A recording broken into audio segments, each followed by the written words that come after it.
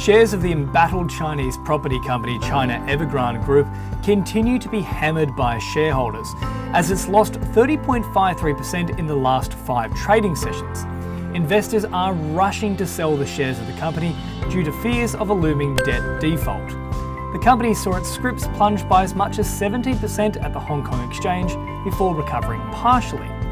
On Monday, the 20th of September, Evergrande shares plunged to an all-time low. The sell-off in Evergrande shares led to a bloodbath in the broader Hang Seng Index as well, which is now down to its lowest point for nearly a year. The Hang Seng Index came crashing below the 24,000 mark, the level seen in September last year when global markets were fast recovering from the COVID-19 induced bear run of March 2020. The effect was far more brutal on the Hang Seng Property Index, which has now crashed below the levels seen in the 2008 recession. Other large Hong Kong property stocks, such as New World Development and Henderson Land, were also seeing double-figure drops in their prices on Monday amid widespread expectations that Evergrande, which is sitting on a pile of debt worth $300 billion, will default on some of its payments next week.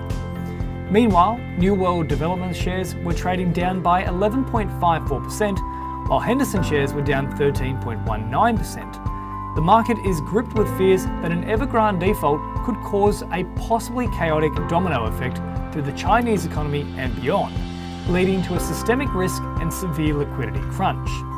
The large ticket defaults lead to massive liquidity crunches in the economy along with systemic risk, like in the case of India when infra behemoth IL and FS defaulted in August 2019. And at Kalkine, we'll be keeping a close eye on developments with Evergrande's potential collapse having wide-reaching ramifications that could harm Australian trade and impact the ASX.